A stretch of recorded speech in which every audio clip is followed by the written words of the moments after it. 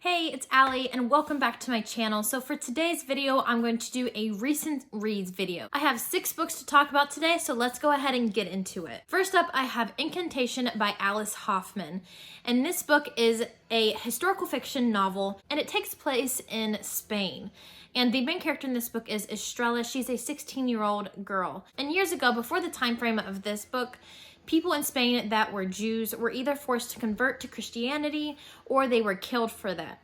So when we get into this book, the same thing is happening to some Jews in this book. They're trying to find the hidden Jews and then they kill them. But back when they originally were trying to convert Jews to Christianity, Jewish families would convert to Christianity but still practice their Jewish beliefs in secret. In this book, Estrella has to navigate some very difficult situations and how to deal with the bad events that are happening to her family. I just want to apologize in advance. Someone is mowing outside and I think you're probably going to hear my dog barking some throughout this video. I'll try to pause when he starts barking and wait till he stops, but I can't guarantee that he will not bark at all during the video. So let's go ahead and get back to this book. But this book was so good. I gave it a 4 out of 5 stars. The writing was so good in this. Now, the only downfall of this book was that it is so short. It's only, I think, 166 pages. I got through this in a day, but I wish that there was more to it. This could have been, I think, a lot longer of a book. And it's not necessarily the length that is lacking, but that I wish there was more information and more in-depth details in the storyline. I felt like there could have been more story to it, and if that was the case, then this would have been an unforgettable book. Next up, we have It Sounded Better in My Head by Nina Kenwood, and this is a YA contemporary / romance novel. But this book is, the romance isn't the main point in this book. I'm not really sure what the main point in this book is. We follow Natalie, and her parents just divorced, and she just finished her senior year of high school. Her 2 best friends are now dating, so she's dealing with the change in their dynamic. And then she meets this boy at a party that she's known for a long time, and he's different than what she had imagined him to be. There was so much going on in this book. You just couldn't get a whole lot of information on anything. Natalie had her parents that were getting divorced. Then she had her 2 friends that were now in a relationship and her friendship has changed with them. And then she also has where she meets a boy and she has this romance along with it being the end of her senior year. And she's trying to figure out what she wants to do for the rest of her life. You couldn't really get into much of anything in the story just because there was so much going on. And in this story, she has skin issues. It goes on and on about her skin issues so often in this book. There were times in chapters where you had 4 or 5 pages about her talking about her pimples and zits on her face. Now, I can sympathize with her having skin issues. I think almost all of us as teenagers had insecurities, had some issues, and I know some people have major issues throughout their entire life with skin issues. But within this book, I felt like there was just too much on that. I think it would have been good to have the discussion about it in the beginning, about it being an insecurity, and then mention it occasionally throughout the book. But it seemed like every time that this author mentioned it in the book, there were several pages on her just talking about her bad skin. And at some points it got very tedious and I was wondering why I was even reading a book that was about pimples. I gave this book 3 out of 5 stars. It didn't get a 2. It was close, but there were points of it that seemed very promising and you got very interested in it. Now, those points didn't extend and didn't last very long. The book did have some good points to it, but overall I just kind of felt meh about the book. Next up, I have In a Burning by Shannon Hale, and this is the 2nd book in the Books of Baron series. The Goose Girl is the 1st book, and I loved that book, so I went ahead and picked up this book. And I gave this book 4 out of 5 stars. I thought this book was very interesting. It's definitely darker than The Goose Girl. So in this book, we follow Inna, and we did meet Inna in The Goose Girl. But Inna has the ability to manipulate fire, and Marin is in a war in this book, and she's trying to fight for her country and do all that she can to help them, but she also has to make sure that the fire doesn't overtake her. I thought the war in this book was very interesting, and we got to see some of the characters that we read about in The Goose Girl, so it was interesting to find out what happened to them after The Goose Girl. Now, this book was a little slow in parts, that's why I didn't give it 5 out of 5 stars. There were certain parts that just dragged on a little bit that I didn't think was necessary. but I am excited to get to the third book in this series. Next up, I have Love Her or Lose Her by Tessa Bailey, and this is an adult romance. So in this book, we follow Rosie and Dominic, and they have been married for a very long time. They're high school sweethearts. They started dating when they were in middle school, but after he came back from being deployed, Rosie felt like Dominic didn't love her anymore, and they didn't have the same interest in each other as they had. Her girlfriends encouraged her to find herself again and follow her dreams, but she didn't want to give up on Dominic yet.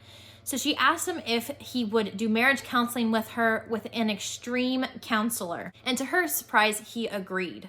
This book was good, but it wasn't great. I gave it 3 out of 5 stars. I thought the relationship between Rosie and Dominic was interesting, and I liked that they were a married couple working on their issues after marriage.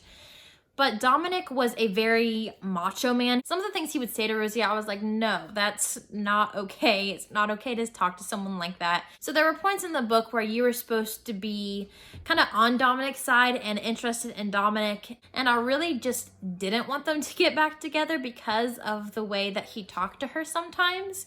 And Rosie was okay with him talking to her that way. And she liked that part of his personality. But for me, I just wasn't interested in that. I'm all about females sticking up for themselves if they are talked down to or talked badly to.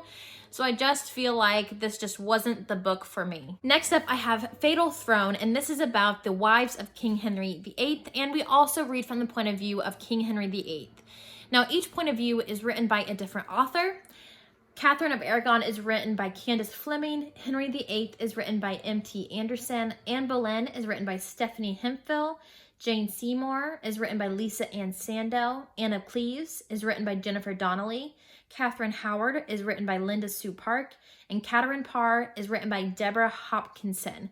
Now, 3 of the wives of King Henry VIII all had the name Catherine. They changed the spelling of the name of Catherine Howard instead of a K to a C, and they changed Catherine Parr to Catherine Parr so that you can differentiate them all between Catherine of Aragon, Catherine Howard, and Catherine Parr. But I found this book very interesting. Now, I've read a lot and seen a lot of movies about King Henry VIII and his wives, so I had a little bit of a backstory going into this.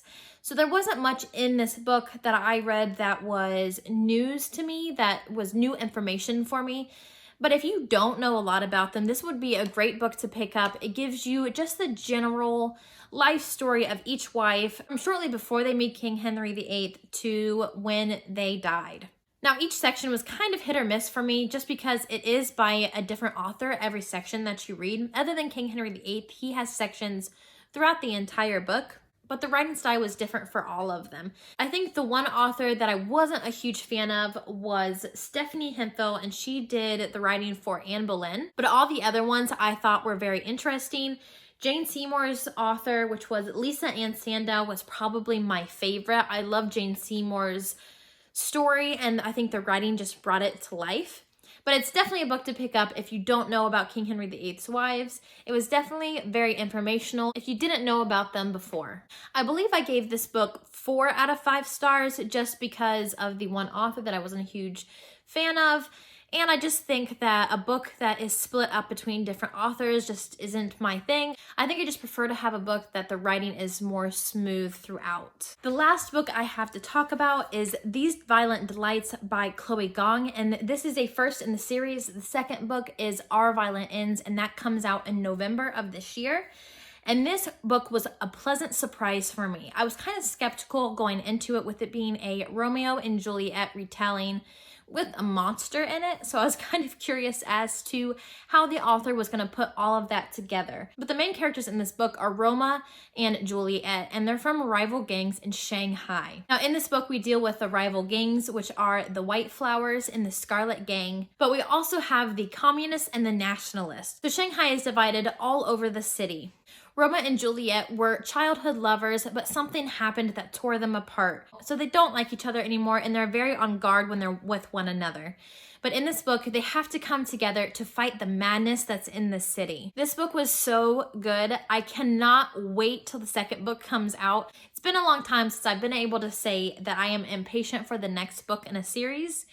So I'm really excited to read it to find out what happens to these characters. I gave this book 4 out of 5 stars. The only reason I didn't give it 5 out of 5 stars was just because in parts of the book I felt like certain scenes dragged on a little bit more than they needed to. But other than that, definitely a book to pick up. It's a great read. So those are all the books I have to talk about today. Down below, let me know if you have read these books and what you thought about them. I'll make sure to link all my social media accounts down below if you want to check those out. Make sure to subscribe and hit the bell icon when you want to be notified if I post new content. Thank you so much for watching my video today. I'll see you next time. Bye.